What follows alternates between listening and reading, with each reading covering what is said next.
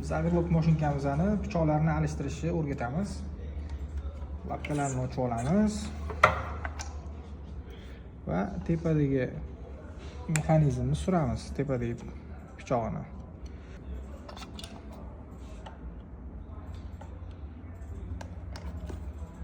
Pastdagini yechib olamiz pichog'ini. Endi tepa tarafini yechamiz.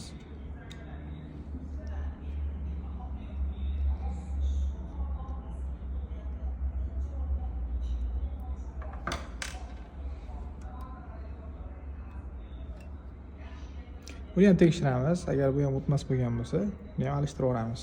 Xo'p, joyiga qo'yishimiz shu tartibda bo'ladi.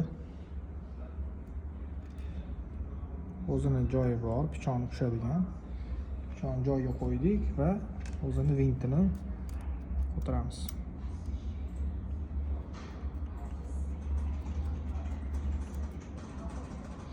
Iloji boricha tepaga taqab qo'yaveramiz pichoqni.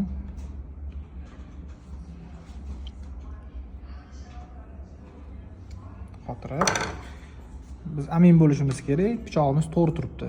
Qiyshayib qolmagan, u yoqqa bu yoqqa bo'lib qolmagan, o'zini joyiga tushgan va to'g'ri turibdi. Va tagidagi pichoqni olamiz. Mana shu holatda. Bunaqasiga ham chaqlangan bo'ladi. Baland tarafi o'ng tarafingizda bo'ladi.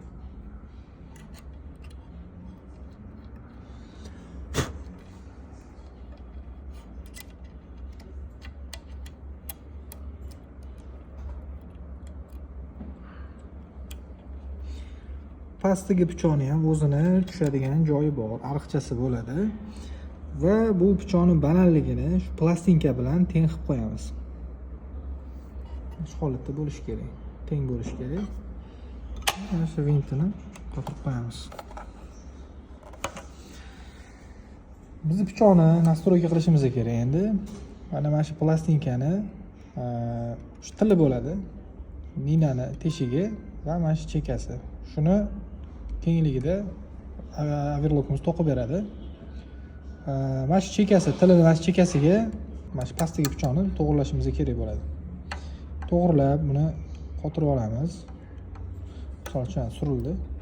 Biz buni mana shu tilini to'g'risiga to'g'rilab qo'yamiz.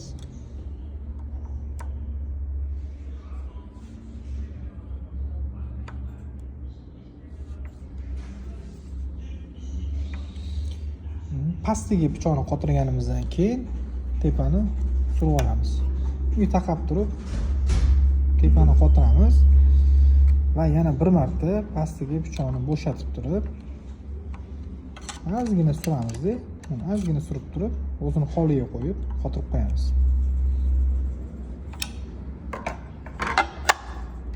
Shu bilan pichog'imiz alishdi.